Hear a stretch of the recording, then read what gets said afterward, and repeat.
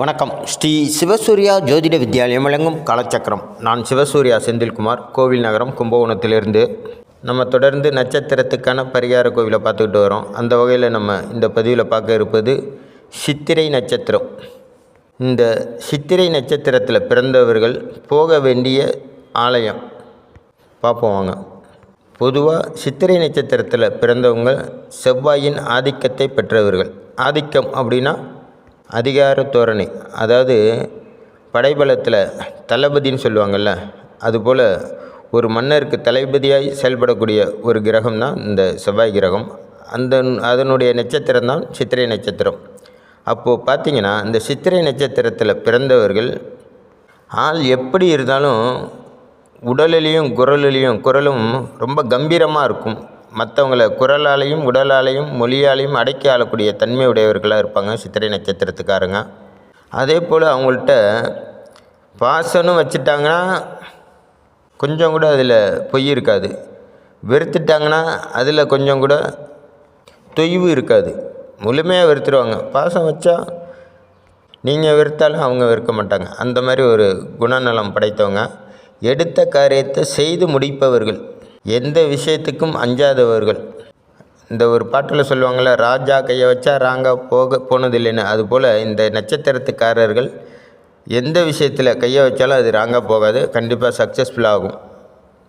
அந்த வகையில் சித்திரை நட்சத்திரத்தோட 1, 2 ஆக 2 பாதங்கள் சரி பாதி கன்னி ராசி மண்டலத்திலையும், 3, 4 பாக்கி 2 பாதங்கள் துளாராசி மண்டலத்திலையும் இருக்கும். ஆனாலும் பாருங்கள், நட்சத்திரம் என்னமோ ஒன்று தான். ஆனால் அந்த கன்னிராசி மண்டலத்தில் இருக்கிற சித்திரை நட்சத்திரத்தோட 2 பாதங்கள் ஒரு மாதிரியாக செயல்படும்.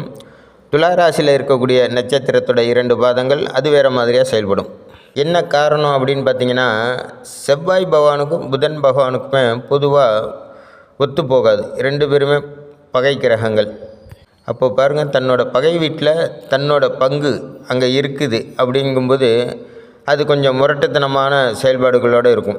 அதே வேளையில் துளாராசியில் அதனுடைய பாதி இருக்கும்போது அது ரொம்ப சாந்தமாகவும் மக்களுக்கு சப்போர்ட் பண்ணுற மாதிரியும் இருக்கும் அந்த ஜாதகருக்கு.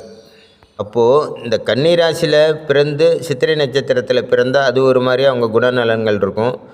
சித்திரை நட்சத்திரத்தில் 3, 4 பாதத்தில் பிறந்து துளாராசியாக இருந்தால் அவங்க குணமும் நலமும் வேறு மாதிரி இருக்கும். சரி, எது எப்படி இருந்தாலும் இந்த சித்திரை நட்சத்திரத்தில் நீங்கள் 1லேருந்து 4 பாதத்தில் பிறந்துட்டிங்கன்னா உங்கள் வாழ்நாளில் உங்களுக்கு நேரம் கிடைக்கும் போதெல்லாம் நீங்கள் போயிட்டு வரக்கூடிய கோவில் எதுன்னு பார்த்தீங்கன்னா, மதுரையில் உள்ள குருவித்துறை. முறையாக இந்த கோவில் பேரை சொல்லணுன்னா குருவின் துறை. அந்த மாதிரி குருவின் துறையை தான் குருவித்துறைன்னு மாற்றி வச்சுருக்கிறாங்க. அது காலப்போக்கில் அது மாறிடுச்சு.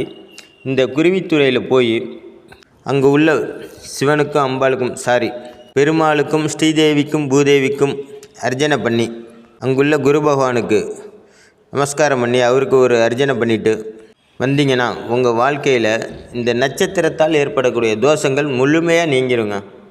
அங்கே உள்ள சித்திரரத வல்லப பெருமாள் இருக்கார். ரொம்ப அற்புத சக்தி வாய்ந்தவர், சுயம்பாக உருவானவர். பொதுவாகவே எந்த கோவில்லையும் சுயம்பு லிங்கமாகவோ சுயம்பு மூர்த்தியாகவோ யார் இருந்தாலும் அவங்களுக்கு சக்தி அதிகம் அப்படிங்கிறத மனசில் பதிய வச்சுக்கோங்க. உங்களுக்கு சித்திரை நட்சத்திரம் அப்படின்னா கண்டிப்பாக நீங்கள் இந்த கோயிலுக்கு போய்ட்டு வாங்க. உங்கள் வாழ்க்கை வளம் பெறும். நன்றி, வணக்கம்.